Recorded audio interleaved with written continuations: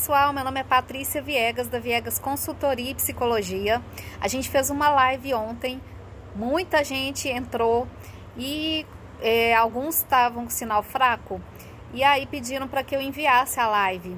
Porém, nossa live ficou um pouco mais de tempo e aí ela não ficou salva.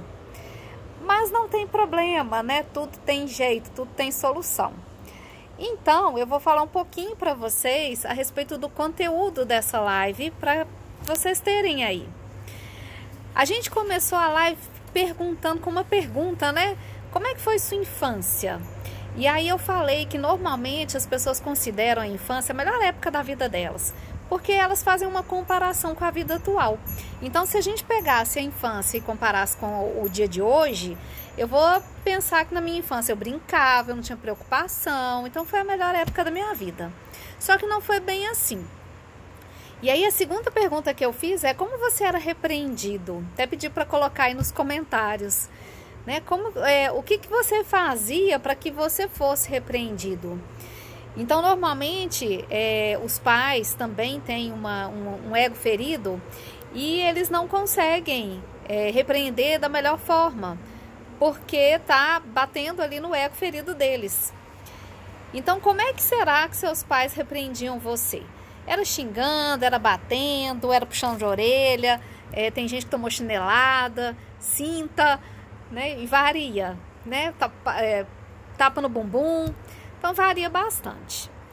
E aí, depois de tudo, como é que você então começou a agir? Como é que você procedeu? Porque a gente tem uma diferença entre o ego saudável e o ego ferido. O ego saudável é aquele que ajuda a nos impor, a delimitar o nosso espaço, a nos conhecer como indivíduos, proteger e guardar o nosso eu. Então é aquilo que nos traz a pulsão de vida, né? Nos mostra que a gente existe, que a gente é individual e que a gente precisa sobreviver a qualquer custo.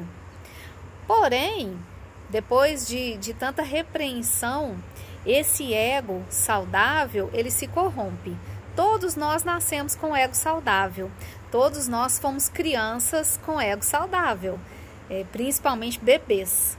Nenhum bebê nasce já com ego ferido ou ego corrompido. Isso acontece com o passar do tempo.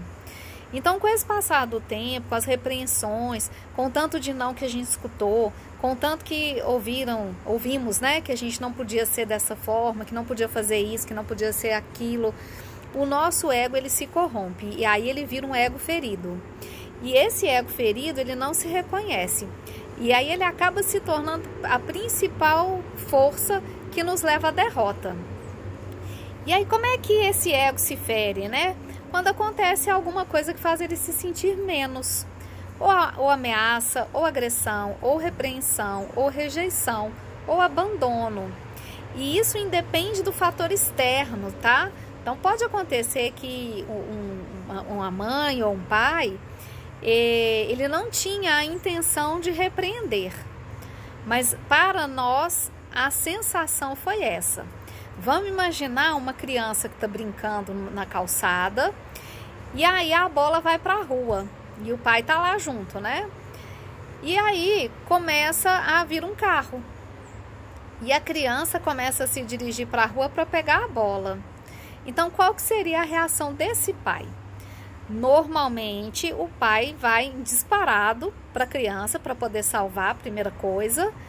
E quando ele pega essa criança, ele está muito mexido, emocionalmente perturbado. E a gente adulto entende isso, né? Mas a criança não. A criança leva um susto. Então, esse adulto que vai e pega essa criança e fala que não pode ir para a rua, não pode fazer isso. Ele que está perturbado. A criança até então estava inocente, ela não sabe o que está acontecendo. Então, não foi a intenção do pai fazer essa repreensão. Ele realmente se assustou com a possibilidade do acidente. E aí, quando a situação é dolorosa demais para o ego saudável digerir, ele vai criar uma ferida. E aí a dor fica insuportável, o ego fica ferido e ele começa a empurrar para as sombras uma parte de si, para fazer ela desaparecer. E começa a criar crenças limitantes. Então, quando o ego está ferido, ele se recusa a ver qualquer verdade que não seja a que ele mesmo declara. Então, se ele pensa alguma coisa, né? Vamos imaginar aí a criança. Eu não posso correr. E eu não posso me movimentar. Então, qualquer coisa que fuja disso, que mostre para ela que ela pode sim, ela não quer ver. Ela está perdida nessa crença que ela estabeleceu para ela. Eu até falei de uma teoria que eles criaram agora, muito interessante. Criaram agora não, né? Já existe há muito tempo, mas eles fizeram algumas mesclas aí de teoria. E eles falaram o seguinte, a própria criança ainda no útero, ela sente toda a energia da mãe. Então vamos imaginar que a mãe está preocupada porque o pai perdeu o emprego, isso aí seria a única renda que eles teriam para sustentar essa criança. E aí toda vez que essa criança mexe, ela lembra que ela não vai ter como sustentar. E aí nesse momento ela tem uma apreensão, essa apreensão interrompe o fluxo de sangue do útero e a criança sente o útero mais frio, mais duro. E aí a informação que chega para a criança é o seguinte: eu não posso me movimentar. Então, tudo que resta a ela é o processo mental. Então, aí se forma uma pessoa que é muito mais racional, que é mais voltada para a cabeça, pouco emocional. O corpo é mais molengo mesmo, o físico é mais magro, a cabeça é maior. Então, até o nosso próprio corpo físico, ele vai se moldando de acordo com as nossas experiências. Imagina, então, o psíquico, né? Se o físico molda o psíquico, então... E aí a gente começa a criar realidades que confirmem a nossa crença. Então, se eu não posso me movimentar, eu começo a criar, cada vez que eu me movimento, eu vou criando uma realidade para mostrar para mim mesma que eu tô certa. Porque a gente gosta de estar certo, né? E a gente começa a não distinguir fato de ficção. E aí, eu falei também nessa live que a gente serve, né, a dois mestres. O mestre que fala que a gente não pode fazer as coisas e o mestre que fala que a gente pode fazer. E a gente fica na dúvida. E então, eu mostrei um pouco sobre as máscaras de defesa, porque a gente vai criando a máscara mesmo, né? Vamos imaginar uma máscara, eu até mostrei uma na live. Então, vamos imaginar uma máscara, a gente vai criando camada por camada. Cada vez que a gente é repreendido, cada vez que a gente é machucado, a gente vai criando uma camadinha nessa máscara. Essa máscara vai ficando rígida, ela vai ficando dura. Ela serve para defender o que está atrás dela. Atrás dela está o nosso eu inferior. Aquilo que eu quero esconder, aquilo que eu não quero mostrar, aquilo que eu considero que são os meus defeitos. É a minha parte mais feinha, né? É ruim, porque todo mundo falava que eu não podia mostrar isso.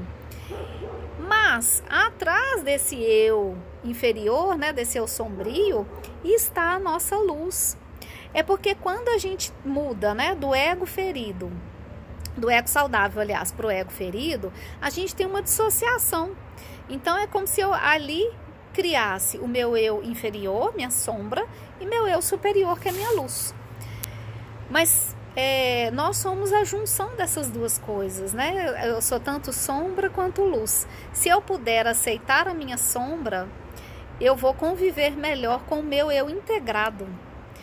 E assim, a gente consegue ter sucesso na vida. Ter paz, né? Ter tranquilidade. Então, o principal fator, assumir a responsabilidade pelo seu eu inferior, perceber que ele existe, que ele está ali, aceitar e se identificar com o seu eu superior, com a sua luz, com a sua essência. Então, nós somos tudo isso, a gente é tanto a sombra quanto a luz. Se a gente puder conviver bem com os dois, a gente vive em paz. Muito obrigada a todos que participaram da live. E quem não participou, pode aproveitar as segundas-feiras, sempre às 19h30, a gente está fazendo alguma live sobre algum tema. Eu espero por vocês.